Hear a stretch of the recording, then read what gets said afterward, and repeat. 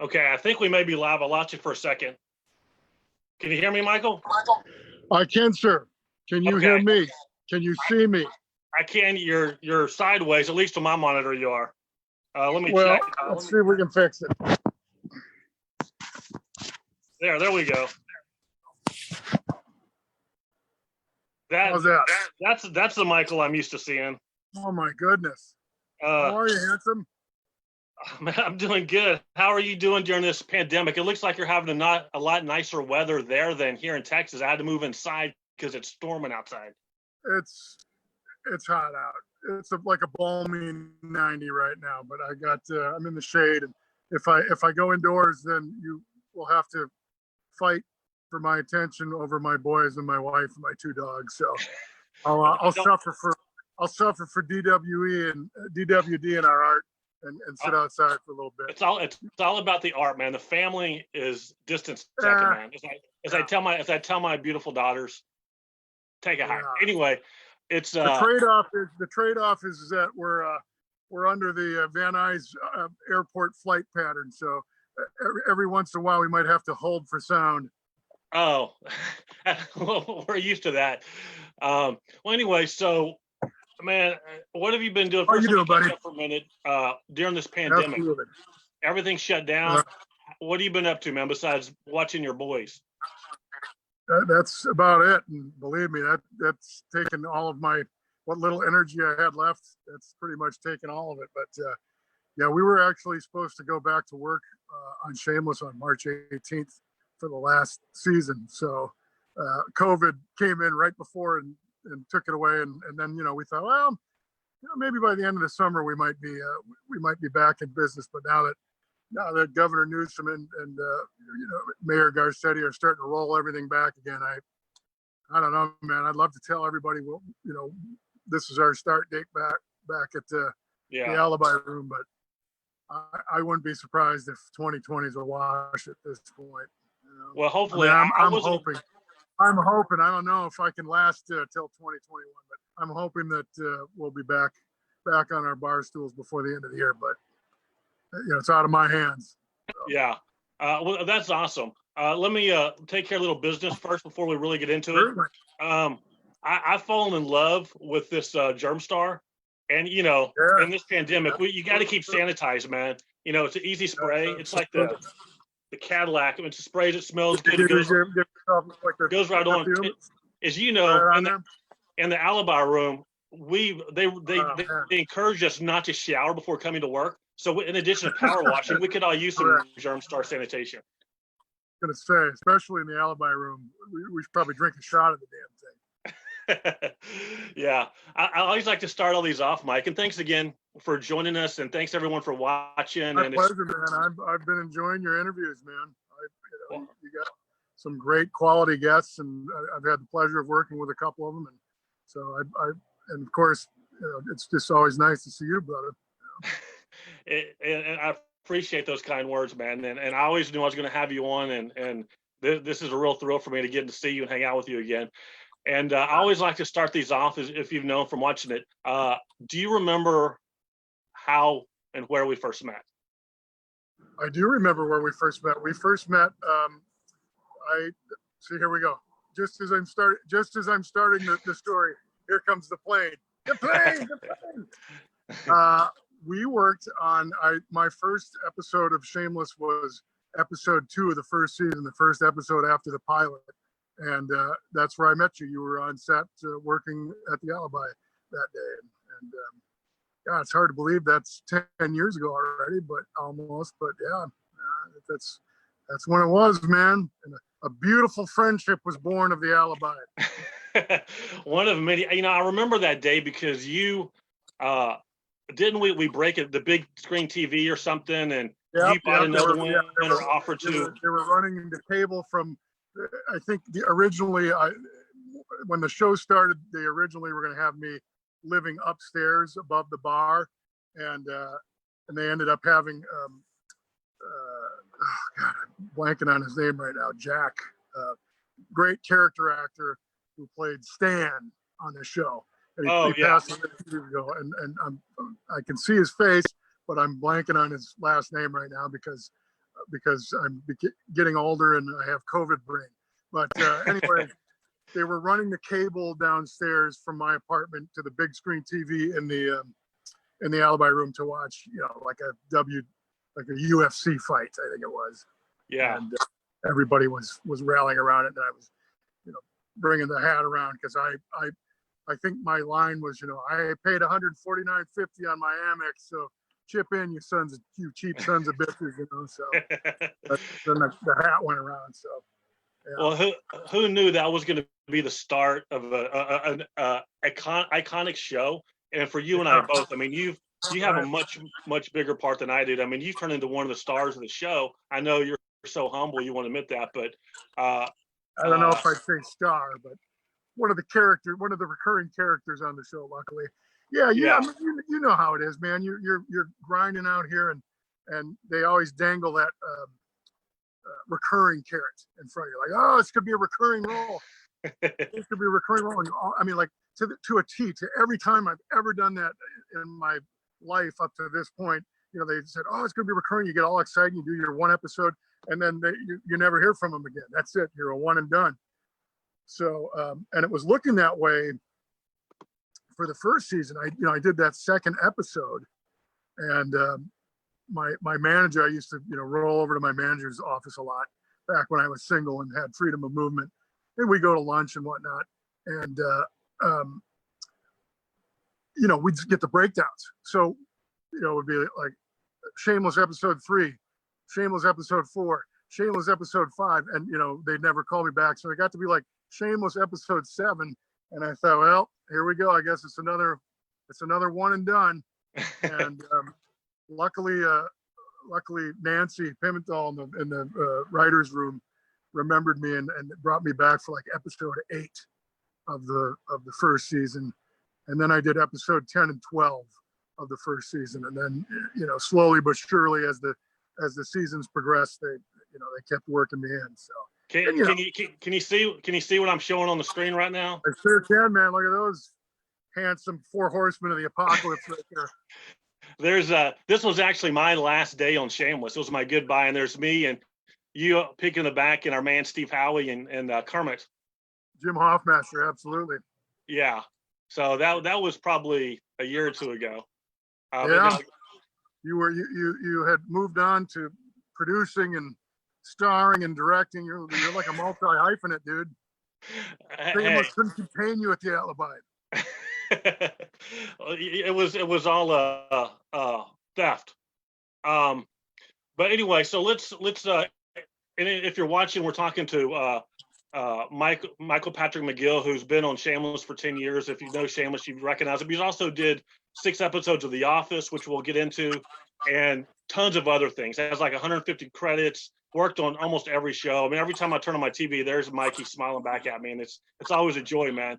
So let's talk about dig into how you first got started. I know you're from Wisconsin. You're a Yankee. Yeah. We don't hold that against you, but so how does little Mikey McGill end up? Mikey McGill, what? It's funny how now that the movie theaters are closed and everybody's going back to going to the drive-in. My dad took me to the drive-in, and I saw the first movie I ever saw was the first Star Wars when I was 4 years old. And honestly, I think that right there did. I think and then I think the next movie I saw was Superman with Christopher Reeve. And so just early on, I guess I always knew that it was something I wanted to do. I'm sure you and have everybody out there watching maybe even yourself, but has friends like that. Yeah, they switched their major in college 6 different times before they finally drop out and get a job that has absolutely nothing to do with what they wanted to study. And it's just something I always knew I was going to do. I always knew that I was going to come out to California. And I mean, I didn't know if it was like California per se, but I always knew I wanted to go out and pursue a career in TV and film. And since this is where the lion's share of it's made, that's where I went. I briefly thought about Chicago for a while, and I thought I'd just be delaying the inevitable. Mm-hmm. I mean, part of me wishes maybe I did go to Chicago for a few years and then come out here, or go to New York for a few years to have that experience. But at the end of the day, you have to end out here to get your foot in the door. Now, if you get to a point where they'll find you wherever like when Bruce Willis could go buy a ranch in Idaho and they'll track him down. I'm in the San Fernando Valley and they don't track me down yet, so I have to wait a little bit longer. I want to move back out to the suburbs, but yeah, I've been out here over 22 years now. I feel like I've been out here, I've been out here for a few years, but yeah, pretty good chunk of my life. One of those 20-year overnight successes. Jesus, dude. But anytime now, believe me, especially now with coronavirus and no work. I'm like, dude, help me out, man. And people are like, oh my God, you work all the time. This is like, but you have to be a serious regular out here to have a little cushion as far as financial. Yeah, I'm too old and stubborn to start over, man. I'm in it to win it now, man. Yeah, and we'll get into all that as far as industry stuff and how it's affected and everything. But because everybody has that question in their mind when they get on this journey, when do I take the leap and go to Hollywood? And a character actor that works in Houston, my first coach named Brandon Smith, told me, he goes, look, you can be the bottom of the ladder in Texas or move out and be the bottom of the ladder in LA. So you might as well go out to LA.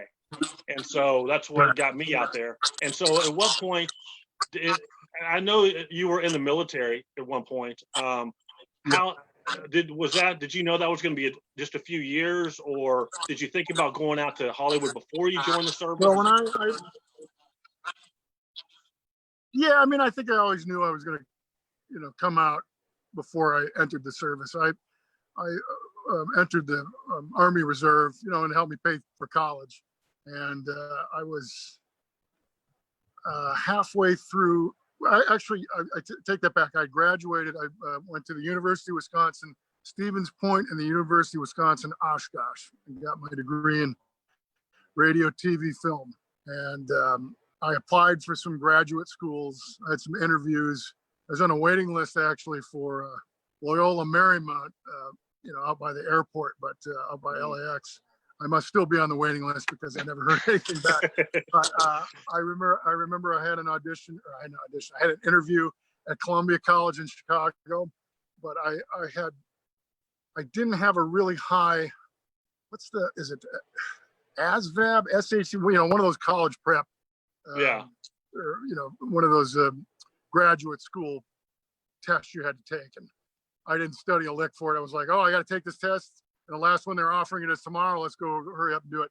And so I didn't get a real good score on that. So I guess I'm guessing that's the reason I didn't get into any of the graduate schools. But I guess it's probably for the best because I would have been halfway through my first year of graduate school, and my Army Reserve unit, which was out of Green Bay, Wisconsin, got activated to go over to Bosnia. So I spent the first half of 1996 in Bosnia. And when I got back, unfortunately, my dad had come down with pancreatic cancer, the same kind of cancer that Patrick Swayze had. And so I had planned on moving out to LA after I got, back out of the military, but then he got sick and unfortunately he passed away. And then I didn't want to leave town with my mom being a fresh widow, and a younger brother. I have a younger brother who's still there. And so I waited a while, and I worked a production job at the Fox affiliate in Green Bay. I ran the audio for the newscasts and sometimes ran the cameras and inserted the commercial breaks. Back then they were on, you probably remember from work, working in sports in Houston, there were like the cartridges you shoved into the deck. And I did all that. And then I worked a factory job for about a year, to save up money. When I finally thought, okay, and I did a couple of plays at the, the community theater, Christmas Carol, and Jack the Ripper, that kind of stuff. And when I finally thought, okay, it's time to go, then I did. So, and I remember my first actual day in LA, full day in LA, was April Fool's Day, April 1st of 1998. I'd come out for about a week the year before over spring break. I had some friends of mine from college who had moved out here, and I stayed with them. And they were working as pages at Paramount and CBS. And I went to the Sam French bookstore and bought $150 worth of how to get an agent and all that other shit that I'm like, oh, I'll study and really know.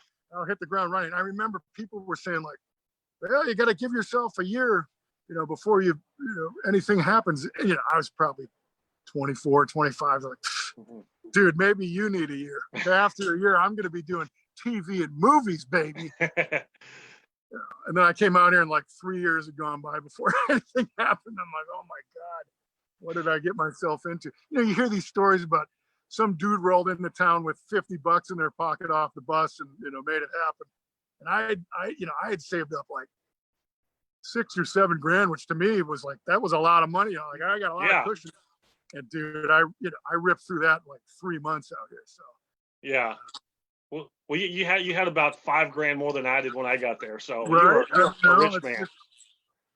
I mean, you think that you're like, oh man, I'm good to go for a while, and then you just see the difference in the cost of living from Appleton, Wisconsin to LA, California, and it's pretty mind-boggling. So, as I'm sure it was from the Houston area to LA. Yeah. Now, Mike, when you said you did some community theater and you just gotten out of the service, had you done enough to know that you were talented? Like, did you feel like you could do it? And I know you were a big man on campus. You were the high school president, of your high school. And, that doesn't necessarily make you the big man on campus. That just means you had the funniest speech when they were doing the hey, everybody come into the auditorium, and here's the people who are gonna be running for class president. So yeah, I was lucky enough to be senior class president of my high school, but that doesn't give you any currency out here. People are like, oh, big deal. Right. But you know what? Because we always did. I have a real unique situation. My manager out here, it's kind of like Entourage. My manager out here is my childhood best friend. His name is Eric, and I've known him since 7th grade. And but instead of me being Vincent Chase, a famous movie actor, I'm a grinder character actor in my 40s. So and we were roommates for the better part of 10 years before my wife and I moved in. So it would behoove him to get me work so I could pay my share of the rent. But he had a camcorder. We would go around, like one of those VHS cassette camcorders, and we go around and shoot, Rocky takeoffs and Rambo takeoffs, and we'd just be dudes. Like I didn't actually ever study theater. I didn't major in theater. I didn't take a bunch of acting classes per se until I moved out here. But it's just something I always knew that I was going to do. And I'm not trying to say like, oh, I was cocky enough to know like I can do it, but you have to on some level, you have to have that confidence in yourself, because one, there are just too many other people out here trying to do it. Here comes the plane. And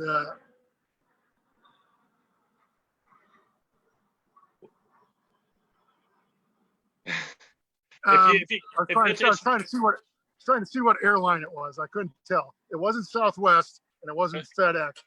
Yeah, it's not too much of a distraction. If it doesn't bother you, we can't really hear it. So. Okay, good.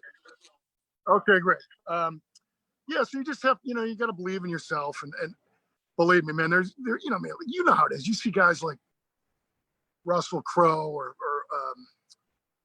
DiCaprio or Pacino, like guys who are just like, wow, these dudes are working on a whole nother level. Like I know I don't have that kind of talent, but I also know that I deserve a seat at the table, just like a lot of these other character actors. And there's been times where I've gone on set on things, and like I've had to drive the scene with the dialogue, and the regulars only have like 2 or 3 lines of reaction, and they're flubbing their lines. I'm like, come on, dude. Bring your B game at least. So I always feel like I could do better, or I could be pushed more to see just see how talented I am. But I also know after this amount of time, like, yeah, no, I deserve to be in the mix, just like anybody. So, Yeah. and I think you have to have that, you have to have that belief in yourself, because if you don't believe in yourself, how's anybody else going to? Exactly. And but one thing I learned about that, even though I believe in myself and you believe in yourself, there's still plenty of people who don't believe in us. So. right. But the one thing I learned about that, Mikey, is you can say you believe in yourself, but until you really do, and believe that you deserve a seat at the table, you can say it and talk about it, but until you believe it internally, it's not going to work. And it took me a long time to learn that lesson. You can't fake that confidence. You have to generate it somehow. It's tough, man, because this town just, it's like sandpaper. It just wants to wear you down to a nub. Like, we got to put up with a lot of bullshit in this business. But what makes it all worth it, and when it all goes away, is when you're on the set and you're jamming and you're feeling it.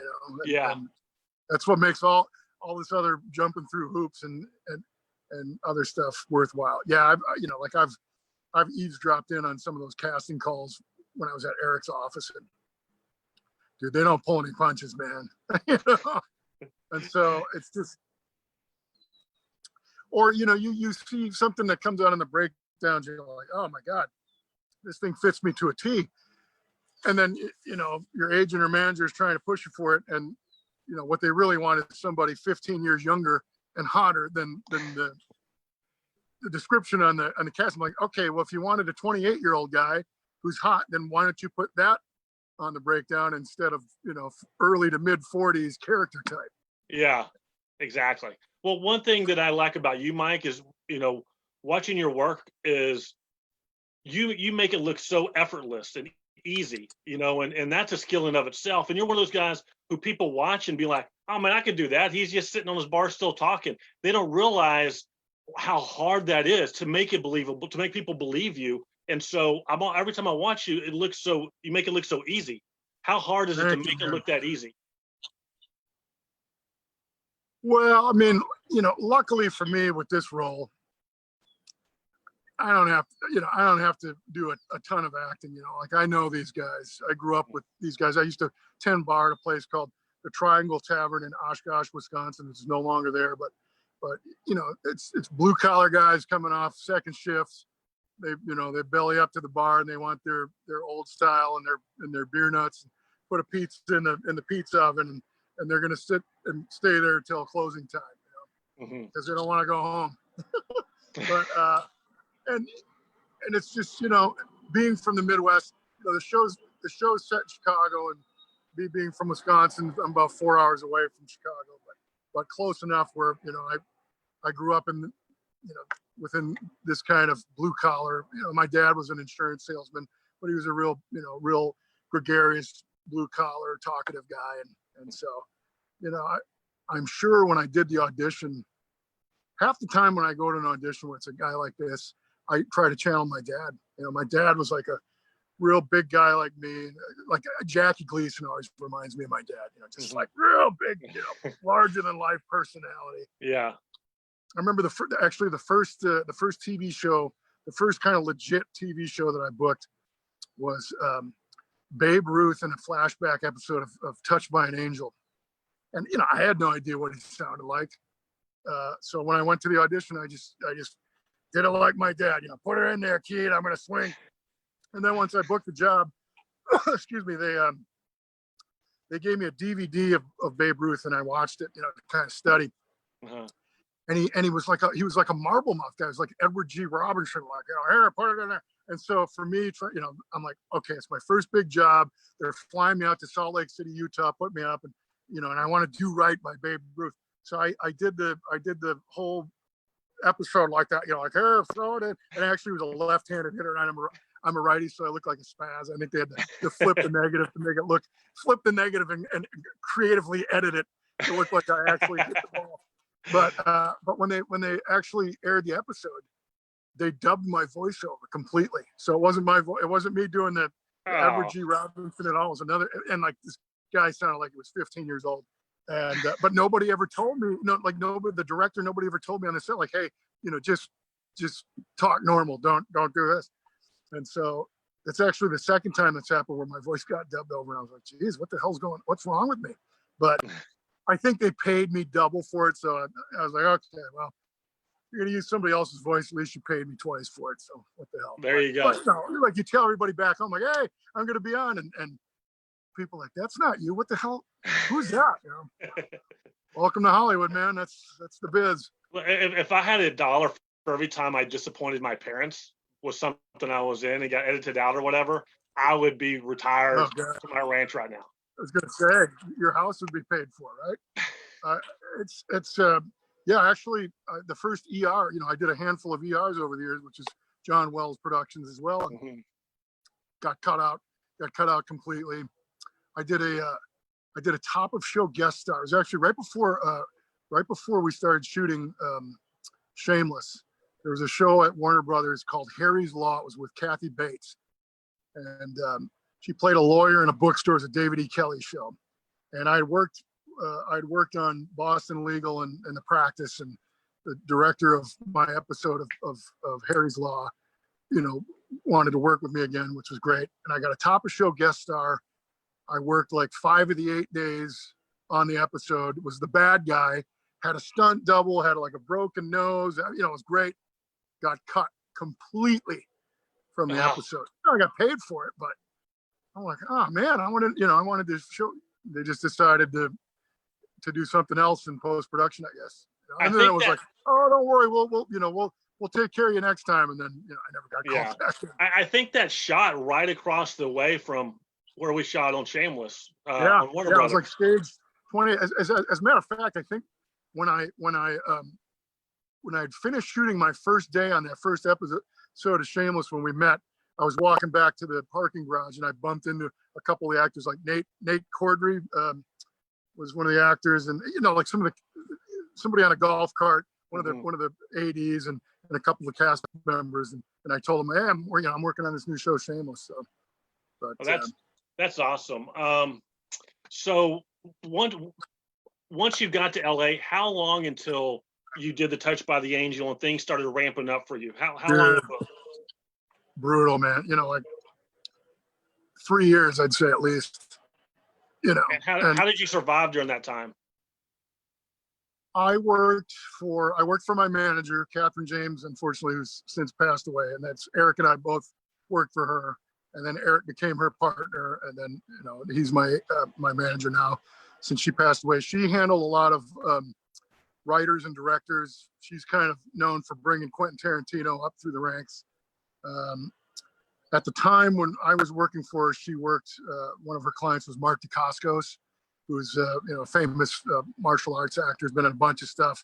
And at that time, he was working on The Crow, the TV show The Crow, which was based on the movie with Brandon Lee in the part of The Crow. And who else did she represent? She represented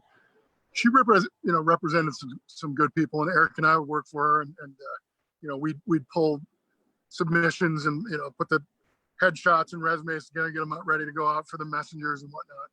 And I also worked for the National Research Group, which was later bought by Nielsen, and who people that go to the movies, or when you used to be able to go to the movies, you'd have the people who were like, hey, want to come see a sneak preview? Yeah. And that's what I did. I would hand out passes for sneak previews, and then we would do this, do the sneak previews, and then tally up the results and the feedback. And that was my first job out in LA. And honestly, I did it.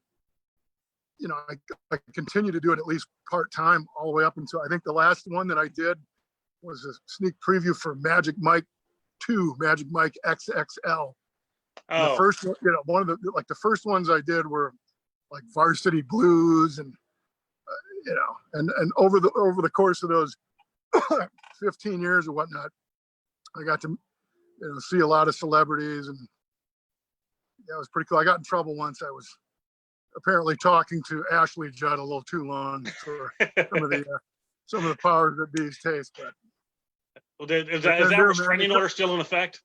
You know what? I think it finally. I think they finally released it as of the first of the year. So got to work on refreshing it.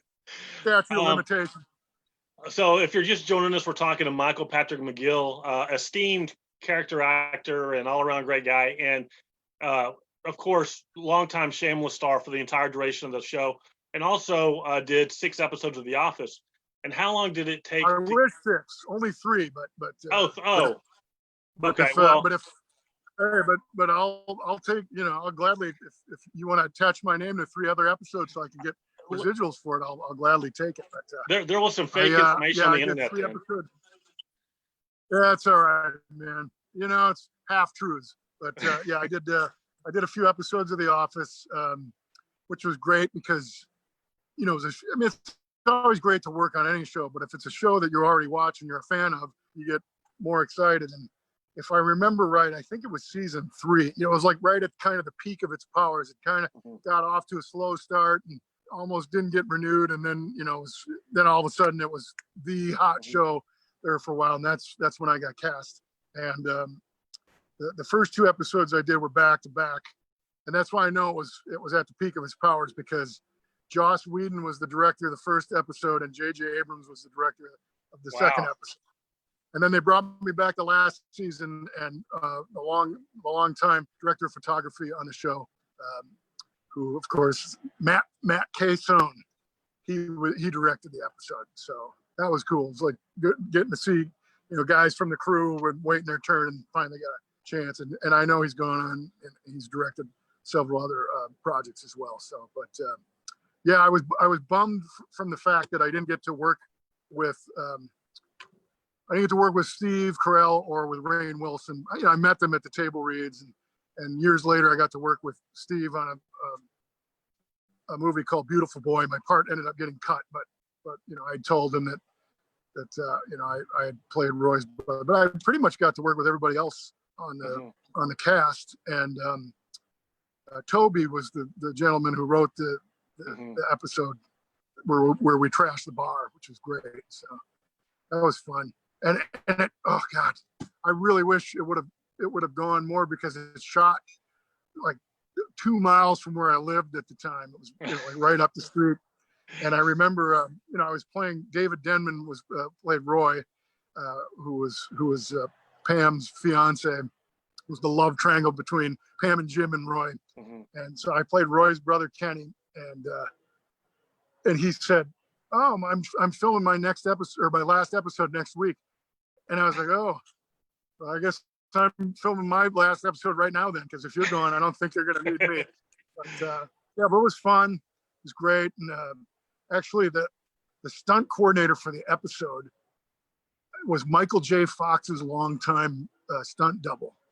And as soon as somebody told me that, I was like, I can totally see it. He was a shorter guy, but he was great. And it was like balsa wood chairs that we were breaking. And I tried to save one as a souvenir, and I got it so far as to my trailer when I was leaving. It was falling apart, and I was like, gotta let it go. But that was a blast. It was fun. It was great. Well, you mentioned Toby wrote that article. Who was his name on the show was Toby, and yes. A lot of the people in the office weren't even actors when it started. They were writers, right. and Phyllis and Stanley and almost all of them. It was their first part they ever had, and so you must have been like a big man on campus walking in there with your training. No, dude. I mean, how it is.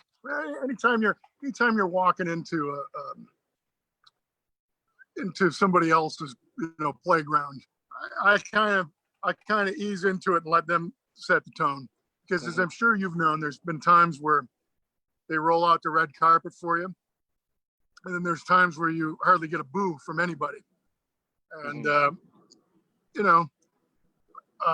got spoiled because fairly early on, when I was kind of starting to get bigger guest star roles, I booked a week on NCIS, and excuse me, Mark Harmon couldn't have been more gracious, more accommodating. And I was there for the week, and Amy, my wife, and I were dating at the time, and it happened to be the week of her birthday. So there was one day we were out on location, and she came to set, and we sat and had lunch with Mark Harmon. They signed scripts for it, took pictures. Like, I got big time brownie points for hanging with the NCIS folk.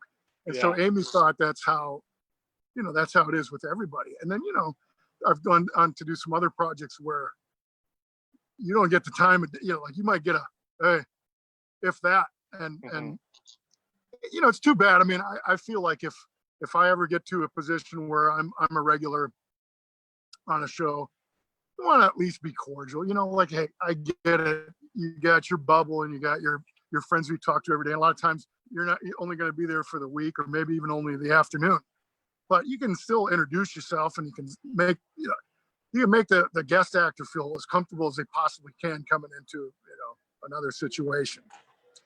That's my feelings on it, at least. Well, you practice what you preach, because on Shameless, I had a tiny part, and you're always, and certainly as the years went by, your part got bigger, and you were always hanging out, talking to the crew, and you were just so approachable, and so and that. I'm just happy to have a job, man. I'm happy. That's my happy place. We get to go to work. Not even work; it's playtime. Yeah. Well, going back to The Office real quick. Was it because now it's even grown in stature in pop culture? It's so popular now that people are rediscovering it. They're watching it on Netflix. Did you realize when you were doing it at the time? Well, I think by the time we were doing it, it was pretty popular, so it was a big deal. You never know. When it's a new show, you have no idea. Even with Shameless, could be a one season and done, or they shoot one season, but they only aired 3 episodes before the network yanked it off the schedule. Who the hell knows? But I think by that point, we knew that The Office was doing well. And since it's gone into syndication and people are streaming it on, I don't know what it is now, Netflix or Amazon or whatever. But I'll take the kids to school and some of the older, like the 6th, 7th, and 8th graders. Hey, were you on The Office? I'm like, yeah, I was. Or the PE coach, like, you have no idea, you're a celebrity with these kids. I wish I could take their awe and transfer it over to a network executive or a casting office. But hey, I'll take what I can get. Do you? How often do you get recognized from Shameless? I know in LA you're in a bubble, and so people aren't approaching much in LA. Not as often as you think. I over the last few years it has been a little bit, but I remember the first time it happened. I was actually we were back in Chicago. It was like 5 years ago. We were back in Chicago for my wife's cousin's wedding, and she's a big White Sox fan. So the White Sox were playing. I forgot who they were playing, but it was Star Wars Day at the Star Wars night at the new Comiskey Park or wherever. And I went to go get popcorn or nachos or something like that. And some dude was like, "Hey, are you on The Office in the line?" And I was like, "Yeah,"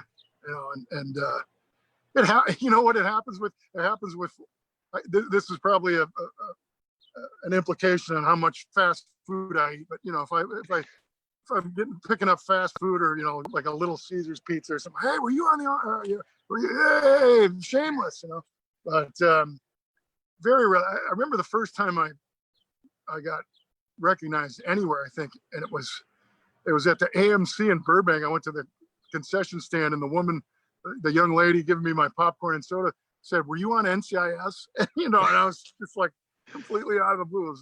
Yeah. How would you know I was on one episode of NCIS? Oh, my parents watch it all the time. So, I get recognized enough where it's flattering. It's not, it's not a detriment where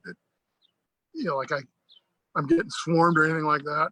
But it's always nice to bump into somebody who appreciates and is a fan, who's keeping you working, basically. Yeah.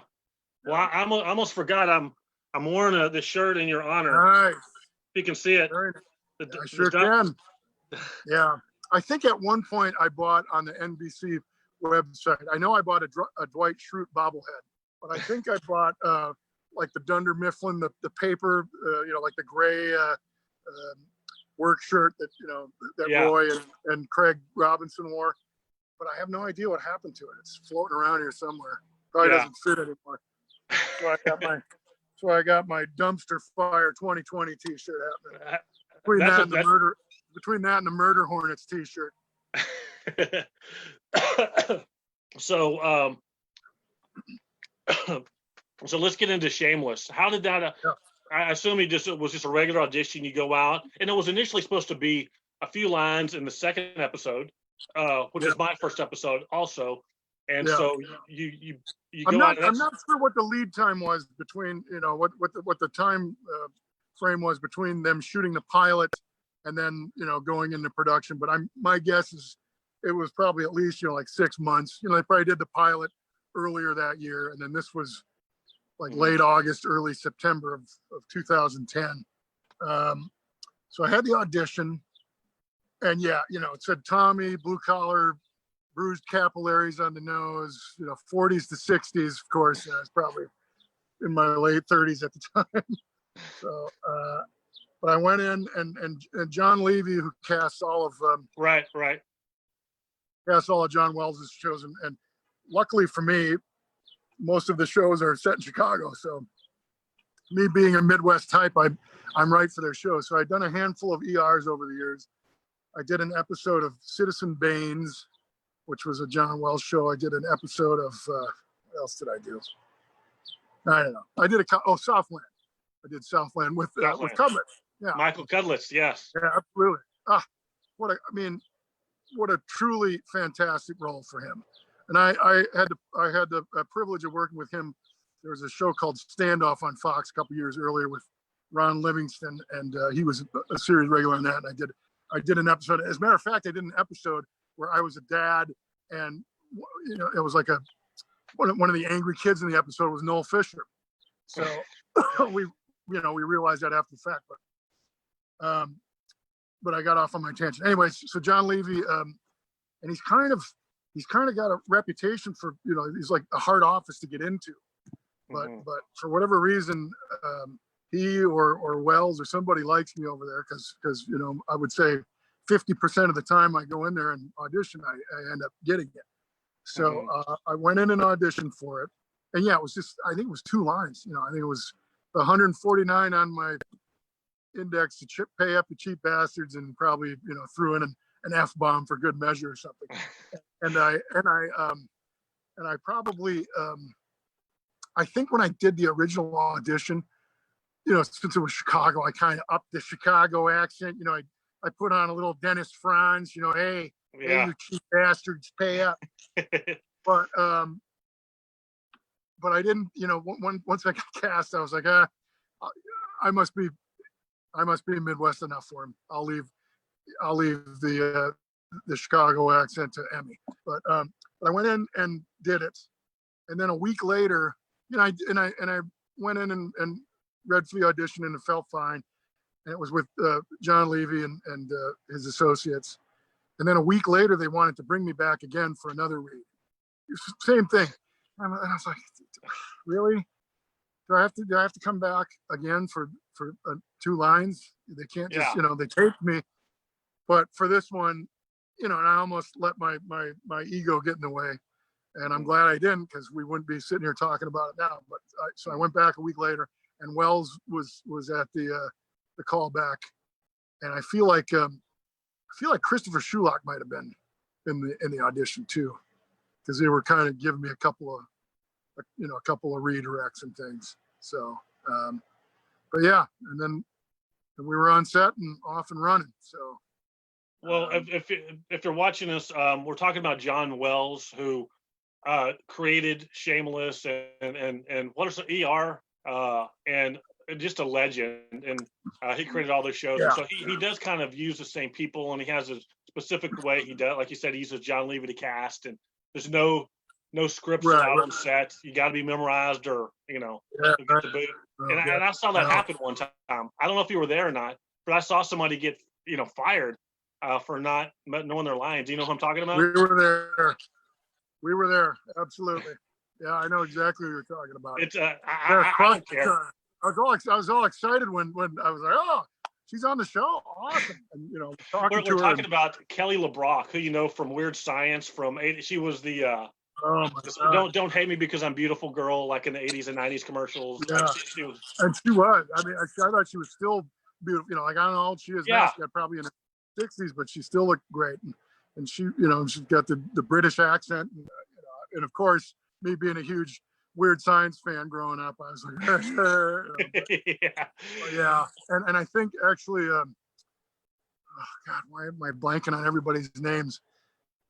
Pete was the director. He's directed a bunch of Adam Sandler movies. He directed this movie My Spy that's out right now with Dave Bautista and Chloe Coleman. But he was our director for that episode. Mm-hmm. And yeah, I remember Jim and I were sitting there and, you know, just trying to get through that day, and it was just, you know, and she had all of her scenes were with Bill, and you could just see it was just going nowhere fast. And I think she said she was originally signed on for 5 episodes, and I pretty much knew that was probably gonna be the last time I saw her. So, and you know, I feel like she took a break and was coming back into the business, and you know, it was probably 1 was rusty and 2 was nervous, and yeah, you know, it just didn't go her way. And then because I was playing pool with them, so I had a like front row seat, like right next to her, and so she kept saying, she was like, oh, do I have to say it exactly like it's written? And Phil Macy's like, yeah, you kind of do, and so that was the end of the road for her. Who did they get to replace her? I forget. It was another name. It was oh God, from Twin Peaks. Yeah.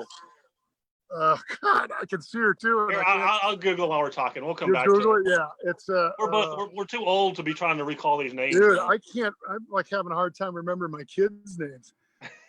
Laura, not Laura. It was oh God, yeah. You'll Google it faster than I will, but I'll Google it. So, but I remember. Who was it? You first. Go ahead. I'm Googling. No, who was it? Did you get her? No, not yet. But let's talk about let's talk about what a joy it was over the years working with William H. Macy, who you know, was one of the best actors in the business. And I mean, just a front row seat to seeing why a guy's #1 on the call sheet, you know, and God, he's I think he's in his 70s at this point and has the energy of a man half of his age, more energy than I do for crying out loud. And I mean, it's just like, has a role ever been, you know, tailor-made for a guy?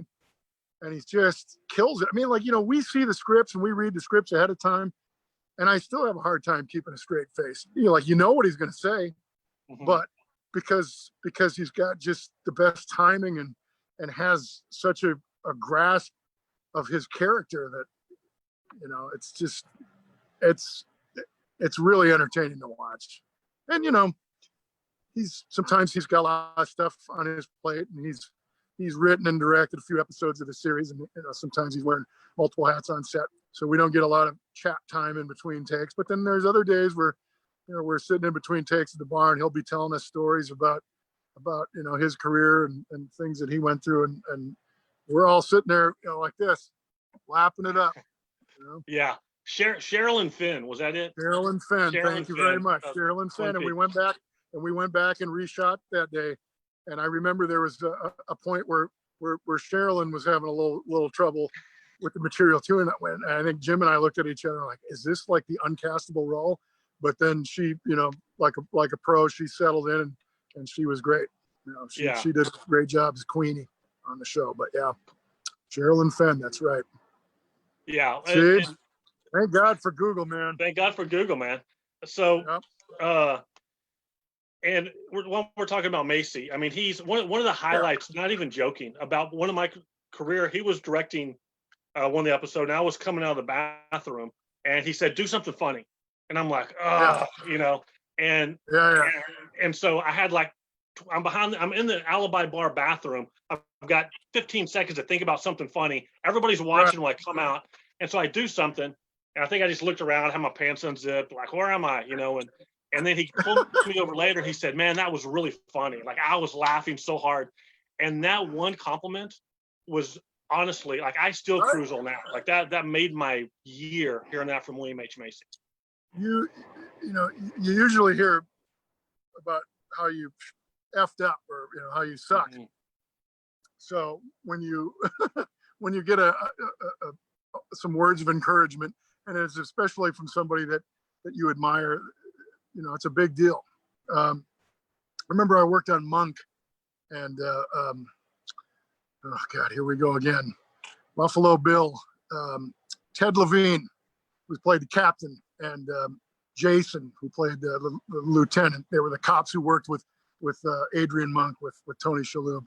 And I had worked on a few episodes as one of the cops, and I remember them talking to each other like in between takes, and like, oh, it's really cool to have somebody who's good. I mean, like they were talking about me near enough to me where I could overhear them.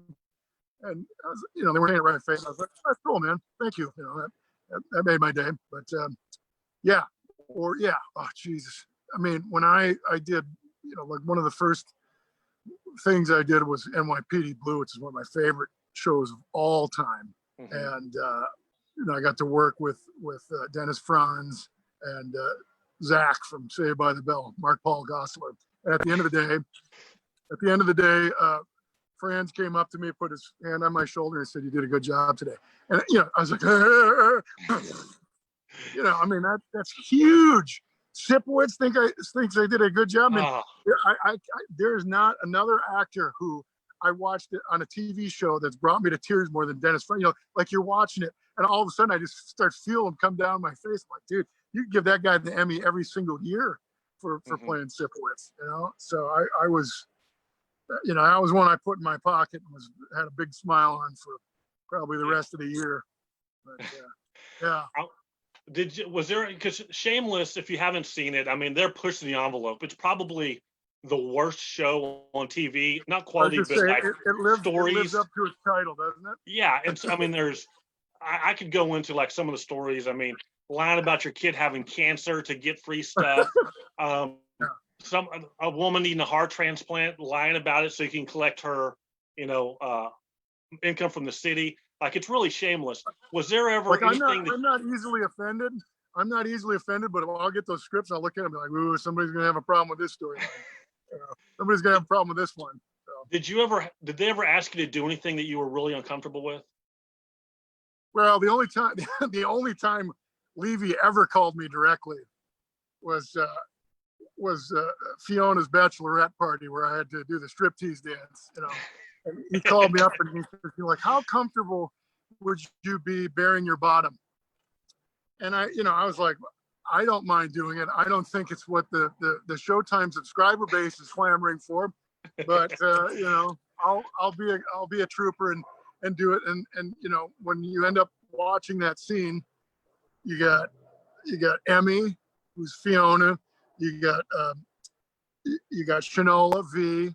You got Izzy, Svetlana, and my friend Rebecca Metz, who had to do some nudity stuff on Nip Tuck. So they had all, like, these guys got to take their clothes off every single episode. Now it's finally our turn. And I remember going in for the wardrobe fitting, and they have, having boas and things like that, and taking pictures and sending them to my wife. And what they finally decided on was a pair of, like, star-spangled short shorts. And I remember, texting it to Amy, and she texted back. She's like, "That's not bare body. Like, they're covering too much." I'm like, "Trust me, it's enough."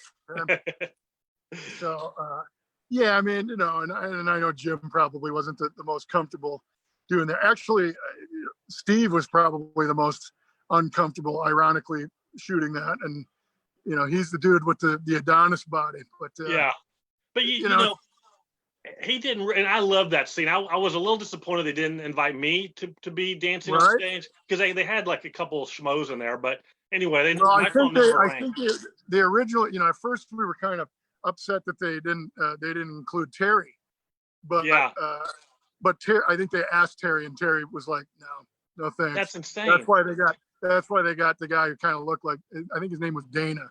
And he he was Terry-esque, but yeah.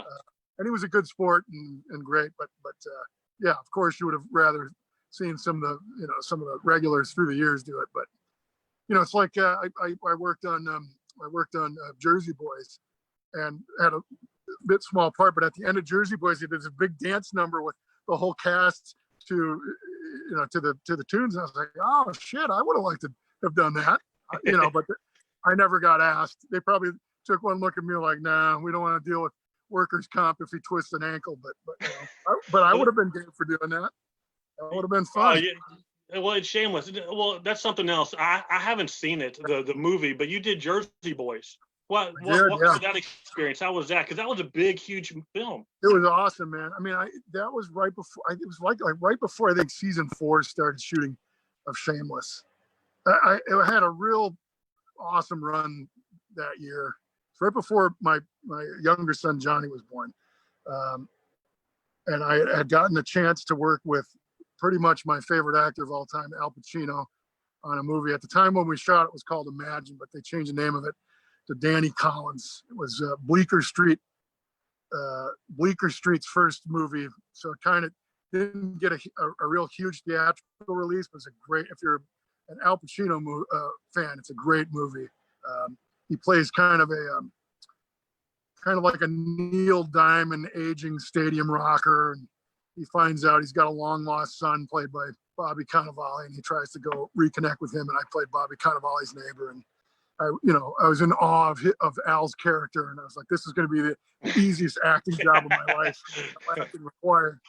And so I got to work on that, and then just a few months later, so I got to work with Pacino, and then just a few months later, I got to work with Clint Eastwood, on Jersey Boys, and I think actually the last day of shooting on Jersey Boys, the next day I'd report. It was on set. It was on the lot at Warner Brothers, and then the next day I'd report for the first episode of Shameless season 4, and then my son Johnny was born like a week or two later. I remember thinking, like, don't be stuck on set when Amy goes into labor.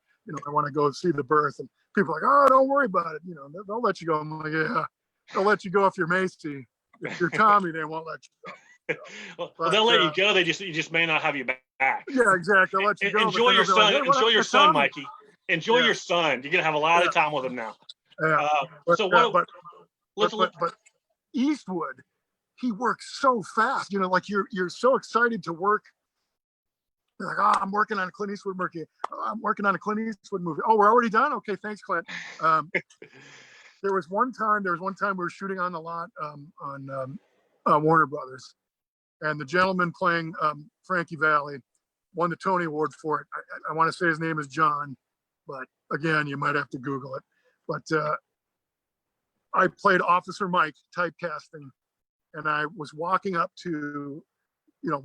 the street to meet up with Frankie's character, and Frankie was on the lookout for his friends. They were like doing a robbery of a store, and he was singing, and depending on what he sang, that tipped off his friends that the coast wasn't clear. And so I think he was singing Silhouettes was the song. And so we had just done action, and I'm walking up, and he flubbed the lyrics to Silhouette. Like he stumbled on a lyric. So I just took it upon myself to reset back to my first position, and I saw all the camera guys reposition, and then I realized, oh, maybe that wasn't my decision to make. And so we we reset, and Clint just goes, Mike, don't do that again. And I was like, yes, sir, Mr. Eastwood. You didn't argue with them or talk back to him? No, I just shut up and went right back to my spot. But but he worked fast. But it's kind of like Shameless when you have a crew that works together for so many years. But I mean, like, these guys, like his director of photography and the sound guys, all these dudes have been with him for like 30 years because he's so prolific that they crank out a couple movies every year, so they're always gainfully employed. I imagine it's probably the same with like Woody Allen's crew or something like that. Like they just and they have the shorthand. And I remember the first day we were shooting, it was out in Pasadena somewhere at a graveyard, and it was like the scene where everybody's mourning over Frankie Frankie's daughter had passed away. And so you had all these actors here, and it was like a montage, but the only guy who had dialogue was the actor playing the priest. And so Clint, he had like a handheld monitor. And, you know, they usually never say action or cut. They just go into it. So, and he's really just kind of a quiet guy. So he'd be like, all right, and begin. I don't know if you said go or begin or start, but just something like real, you're like, all right, begin. And I think it kind of threw the guy playing the priest off a little bit, but he's doing it. And then he'd just be like, okay, thanks, stop. And you know, we'd do like one or two takes and moving on to the next thing. Yeah. So, and Christopher Walken was in it. It was really hilarious. Had a great role in the movie. Yeah, you should check it out. It's a good movie. What's the name of it again? Jersey Boys. It's based on Jersey Boys. Of course, Jersey Boys. No, yeah. No, I've wanted to watch it. I think I've got it on the DVR. I got about 5,000 things on the DVR. But if it's not on Nickelodeon or Lifetime, chances are I'm not going to see it. Because of your boys. So talking about the music made me think of this story. You know, it was one of the first episodes, and we're in the Alibi bar, and we're between shots, and Emmy Rossum has her headphones on, and she's singing Beyonce or something, just kind of to herself. Yeah. And it was like really good. Like the singing was great, and of course, me being the helpful man that I am, and again, this was very early in the shooting. I said, hey, Emmy, you know, I know some people in the music business, and you know, you've got a good voice. If you ever wanted to pursue it, you know, I could talk to some people, make some phone calls. And she was so nice, man. She like, that's so sweet. Thank you very much. And I found out later she'd been like on Broadway since she was 7. You know, she was Phantom of the Opera. Oh, yeah, right. Movie star singing, and she was Phantom of the Opera. Got a great voice. And I felt like such an idiot, which I am, but she was so nice. It's weird. You're like, some people just get like extra helpings of talent, right? You know, you're like, God. I mean, honestly, and I, you know, over the course of the 9 seasons that she was on the show, I didn't really have a ton of interaction with her because she was only in the bar a few times. And usually if she was, you know, talking with somebody over by, not at the bar, but over by the pool table or whatnot. But she directed a couple episodes, but boy, yeah, just like beautiful, talented. Like, I don't know how she never got an Emmy for Emmy, especially that season 4 where she kind of went off the rails and she was, you know, Liam got into her cocaine and she was having the affair with the boyfriend's brother. I mean, like, I was just like, damn, the writers are just putting her through the ringer. And they had her crying every episode. Every episode she had to break down. Dude. And totally believable, totally on it, you know. She's really I think the problem is what they ran into early on was they didn't know whether to put it as a comedy show or a dramatic show because it's both. And so I think that cost her and Macy, you know, and I think they figured it out towards the end, but maybe that had something to do with it. But yeah, I mean, I know Macy's got a few of them at least. Well, all well deserved. But there's a number of actors on that show. You know, Jeremy, who plays Lip. I mean, there's some real solid work on that show. Yeah. And you know, the writers and John Wells, you know, push those guys to their limits and they deliver. You know, even Ethan, who plays, you know, Carl, the first couple seasons, all he's doing is, you know, putting shit on fire and busting up firecrackers. But you know, a few seasons, you know, last couple seasons, they've really given him more to do, and it's been a pleasure to watch those. And Emma, I mean, you know, she was 10 years old when the show started, and I know she's kind of divisive character because they kind of write her to be an annoying character, but I'm telling you, man, she is on point. You know, she's a fine actor. Well, if you notice, from the first few seasons, Steve Howey was fat. I have pictures of me and him, and he's a fat guy, and somehow he sculpted his body. He ate his Wheaties, didn't he? Yeah. He what? He ate his Wheaties, didn't he? He went from, you know, I mean, he's always been a big guy. I mean, he's my height. He's a big guy, a little taller than me, and he went from, you know, heavy set to the sculpted guy, you know. So and you know, I remember I just went from heavy set to heavier set. So. No, you carry it well though. Well, I got to tell my Steve Howey story, even though it's look, when I started on the show, like like you, episode 2, right off the pilot, and I'm Right. all in the Alibi bar. I'm always at the bar, so I got to know Steve Howie. He was like my closest friend on the show, even before I really started hanging out with you a little bit. Right. So I talked to Steve all the time, and I liked him. I mean, like he's super funny, like he's Yeah. smart, he's Got really great on top of it, time. man. Yeah. Great personality. And so Gary, who's the first AD, came to me and said, "Hey, I think this was season 2. Called me aside and said, don't say anything, but we're writing you to work at the Alibi bar. We're going to make you a bar back, and we're going to grow your role. You know, we really like what you're doing." And I'm like, oh man, like I was so excited. Right. And so, and they well don't deserved. have, huh? And well deserved. Oh, well, thank you. And they, so we show up to, long story short, we show up to shoot the show, and Steve didn't know that I was going to be working there. And he had a freak out. I thought he was joking. He's like, "What are you doing back here?" I'm like, "Oh, no, get out of here, man." And was just really talking down to me. I thought he was joking. And then he started screaming. And we're talking about Steve Howie, who was an established star, had been on Reba. He's a known entity and the star of Shameless. And so he just really let me have it. And they shut down the set. They made everybody sign, you can't talk about it. And that was the end of the road for me as far as my upward, ability trajectory. Trajectory. That killed it right there. And were you even there that day? I feel like I remember them trying. I feel like I remember them, giving you the rack of glasses and having you off to the side. But I don't remember the shutdown and the having you sign agreements. Anyway, so maybe they released me before all that happened. But I mean, I do remember that. I do remember them trying to work you in, and I remember him being like, "Hey, what's going on?" But I don't remember him going postal. But maybe I just was done shooting. I was like, "All right, see you guys," and missed it. But, yeah. Well, maybe I've embellished it in my head over the years. Just no. I mean, hey. But anyway, I didn't want to get sidetracked with that, but I had to get You had to get it off your chest. Hey, I had to get it off my chest. It's weird how some things affect some people. I don't quite understand why there isn't enough to go around for everybody. But he must have felt a little bit threatened by DWD, man. There's a rising star coming up through the ranks. I doubt that. I know that doesn't make you feel any better. Right anyway, well, thank you for indulging me in my story. So, have they announced?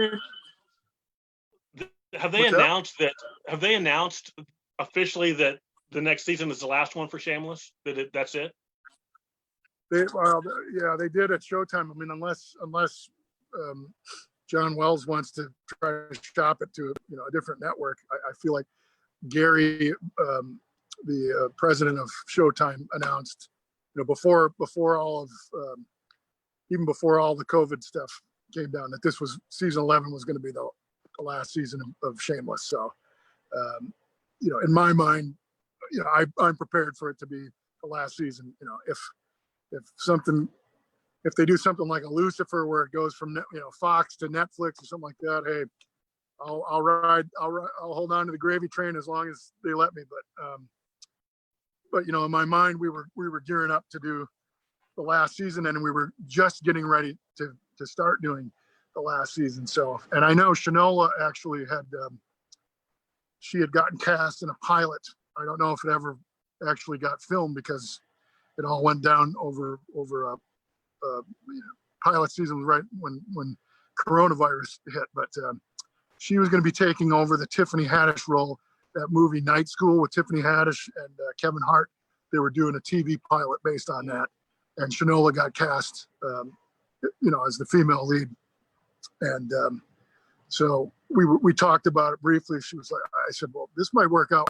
Actually, we'll do the last season of Shameless, and then if this gets picked up, you're right on to your new show. And she said, yeah, that's the plan. But then somebody had bat for dinner in China for New Year's, and now the whole thing's cattywampus. But I actually, it's one of the few pilots that I did audition for this pilot season. Rob Riggle was one of the actors in the movie version, and I auditioned for his part. Although I kind of knew going in, they probably thought I was going to be too old. So, but so I mean, I think people were probably looking onto their next projects. You know, Emma's already working on the Roseanne spinoff, The Connors. Yeah. I mean, I can't even imagine being 20, 21 years old and being a series regular on 2 TV shows, you know, but that's because she's got talent and she's good. Yeah. And professional. But I could see where some of the younger kids might want to move on to do some other things. But I mean, I'm more than happy to stay on. I mean, but I'd also like to, you know, if they do go past this last season, I'd like to, you know, try to get a little bit more to do on the show. But wouldn't we all have a spinoff, the Tommy version of Shame? One thing that because look, you and I have probably logged more hours on the Alibi than anybody. Right? You know, hours and hours of stale pretzels and near beer and man. I don't think you. I think I was a glutton for punishment. I was always smoking fake cigarettes. I don't remember you smoking a whole lot. No, thank God, because I wouldn't have done it believably. I know that like Emmy would do that, and that Macy would do that. Frank would do that a lot. But luckily, I was trying to get that $17 a day bump for smoking. For smoking, yeah. Actually, I was after everything I could get. Actually, I worked on Bosch for a couple episodes, and my character was supposed to smoke, and I've never smoked in my life, so I'm sitting there, you know, like buying a pack of smokes and buying a lighter and trying to, you know, make it look like I'm a 2-pack a day believable smoker, and finally just came to the point where like I was having trouble just with a lighter trying to light the cigarette, and the director was like, just write it out, you know, just write a line or say a line and don't do it. I was like, oh, thank God. You know, but I smoked more than my share. At some point, there's going to be a role that will require me to smoke, and I'm going to have to look like I know what I'm doing. But you're a good actor. You can figure it out. Yeah. And one thing I wanted to ask you about was you had some groundling training, which is a very prestigious LA-based comedy troupe. Because I noticed it, and you like after they say cut on Shameless, and if you and William Macy are on the scene, you'll keep going, you know, improv back and forth. Right. And you were so funny, and I was laughing at the things you would say after the fact. I mean, you were better than anybody. And they never use it. Well, because the writers didn't write it, but you were so they used it one day. I remember they used it one time.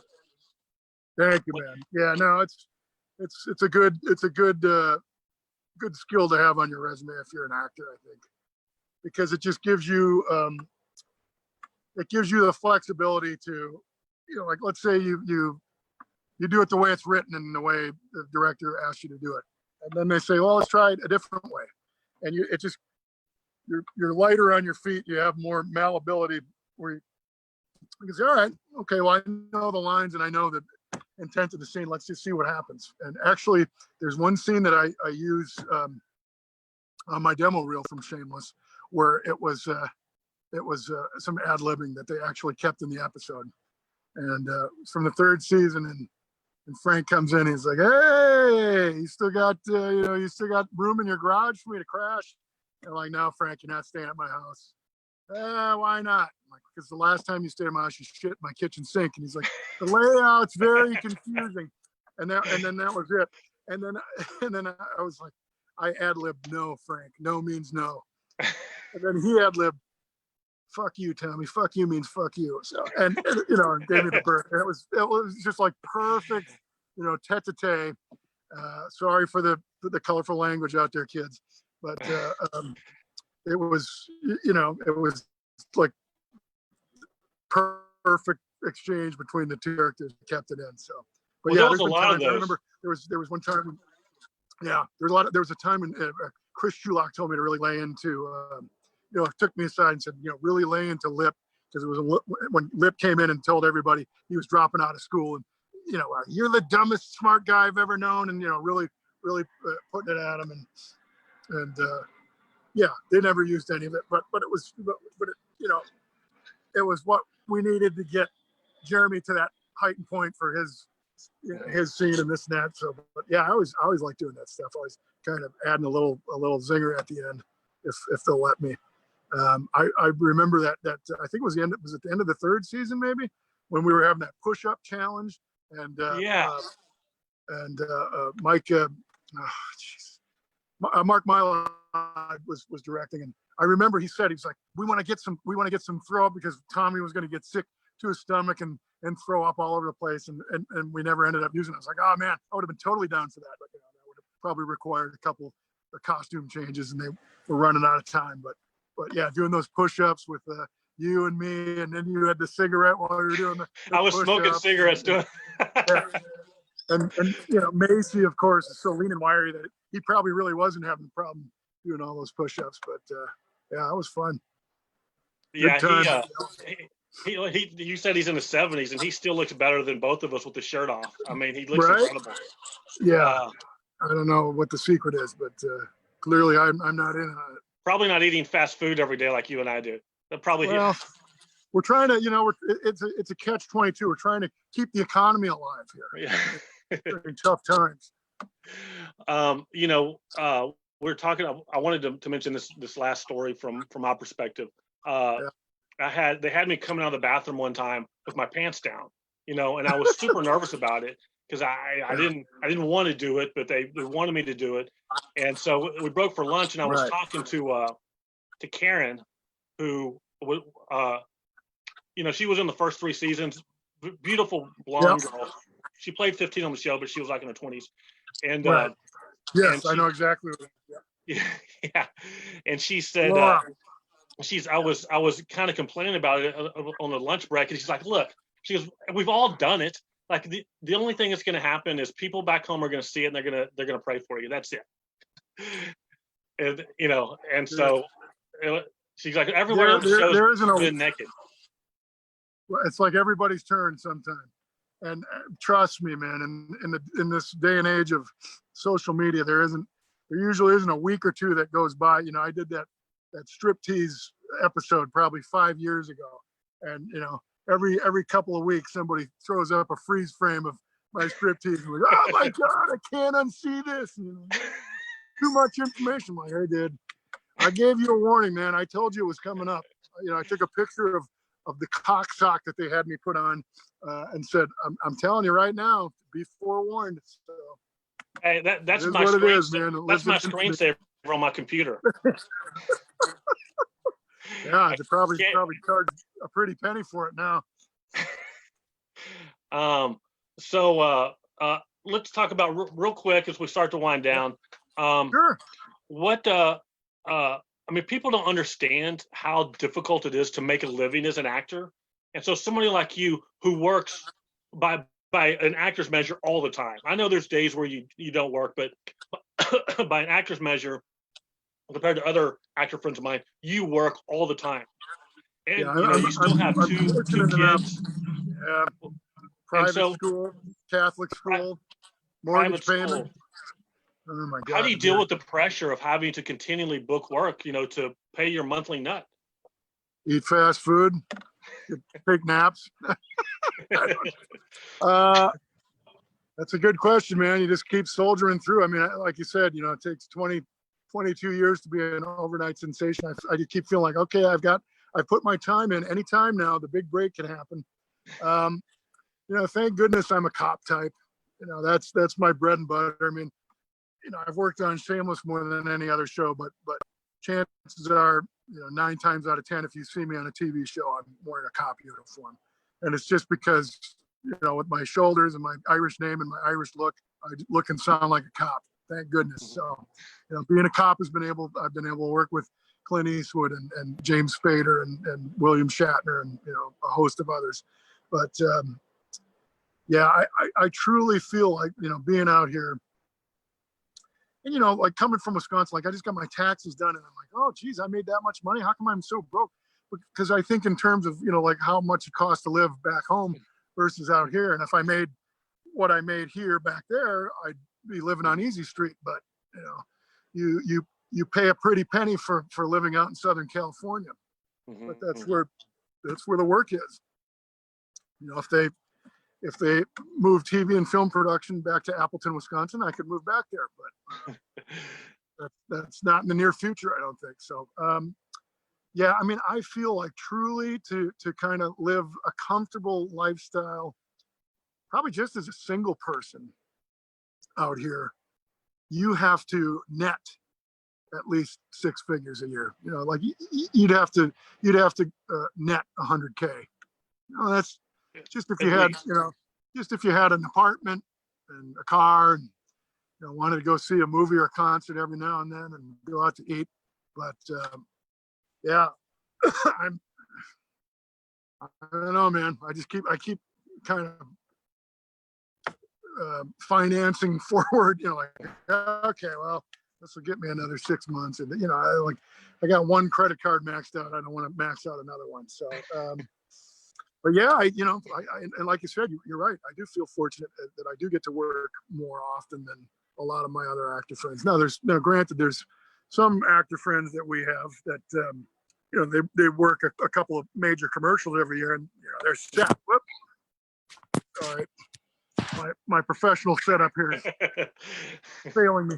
But you know, I'll get an occasional commercial, but my bread and butter, for whatever reason, is always going to be TV shows. You know, I'd say 90% of it, that's where I get hired for episodics. I don't know why it's not for movies or not, you know, not more for commercials, just the way it is. You know, I got some friends that can't get a theatrical audition to save their life, but they got, you know, 4 national commercials running. So because the grass is always greener on the other side. I would be thrilled if I had 1 or 2 national commercials a year, along with some TV work.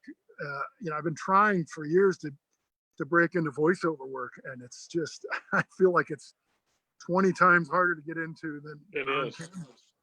Yeah. And so, you know, people always feel like, oh, you got such a distinctive voice and this and that. I'm like, well, for whatever reason, it's not translating over to the VO world. And you know, I'm stubborn. I'm not giving up, but like, you know, like you said, it'd be nice to get a gig here and there just to be like, okay, all right, I don't suck.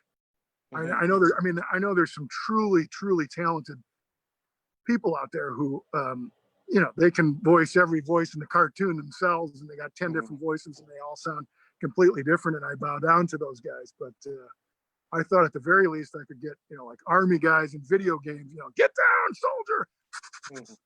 But you know, like people have their guys, and they don't want to divvy from what works, you know. So we'll keep fighting the good fight. But yeah, I mean, I'm all for trying to juggle. I mean, like, I know some voiceover actors just want to do voiceover. They don't want to do on camera. They don't want to deal with all that other stuff. But I'd like to do it all. And just, you know, like, so if it's slow commercially and it's slow for movies, at least we got some voiceover stuff happening. And you know, the way it is right now, I think voiceover stuff is probably the only acting work we got a shot at for at least the next few months, you know, if not the rest of the year.